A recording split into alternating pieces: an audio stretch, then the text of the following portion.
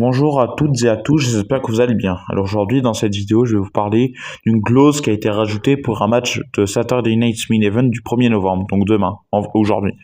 En effet, le match entre Cody Rhodes, le champion undisputed, et Drew McIntyre, le challenger pour le titre Undisputed, a reçu une clause supplémentaire durant l'épisode de SmackDown du 31 octobre 2025.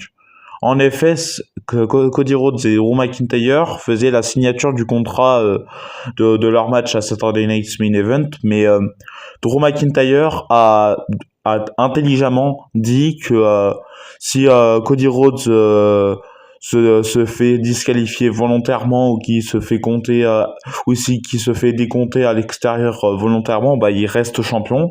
Et du coup, Cody Rhodes n'a pas aimé que Drew McIntyre dise ça alors que c'est vrai.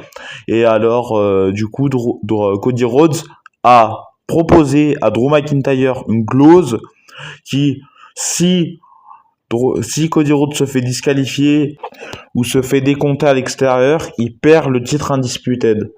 Mais ce que j'ai aimé quand même dans ce que Drew McIntyre a fait, c'est qu'en fait, il a quand même rappelé que Cody Rhodes, il a utilisé une triche pour rester champion, ce qui n'est pas habituel d'un face. Mais en effet, là, franchement, la WWE, franchement, il commence à nous semer un peu les graines et tout du heel turn de Cody Rhodes. C'est qu'il faut pas oublier qu'il y a 2 semaines, donc lors du SmackDown du 17 octobre 2025, Cody Rhodes et Drew McIntyre avaient eu un match,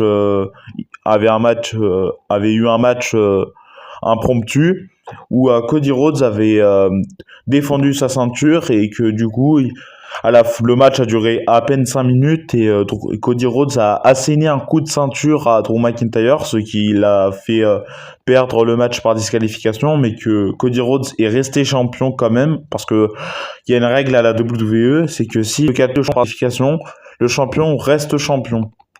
Et par contre, décompte à l'extérieur aussi. C'est que par tombée ou par soumission qu'il y a un changement de titre. Et c'est pour ça que j'ai bien aimé que la WWE nous rappelle ce qui s'est passé. Franchement, ça m'a fait du bien.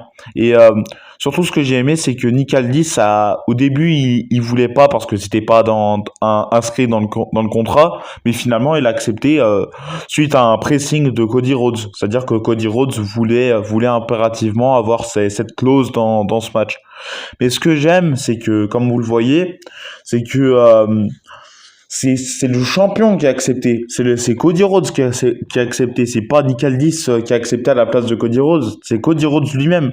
Alors que Cody Rhodes, lui, ça lui va. C'est tant mieux s'il perd par disqualification. C'est qu'en gros, il reste champion.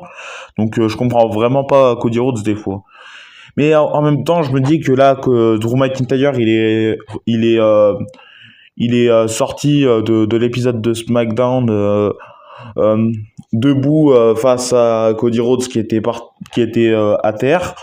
Mais j'ai quand même cette part de moi qui me dit que peut-être que la WWE nous font peut-être douter et peut-être nous font croire que Drew McIntyre va pas gagner le titre et que finalement Drew McIntyre va gagner le titre. Et peut-être que Tiffany Stratton va rester championne face à Jade Cargill.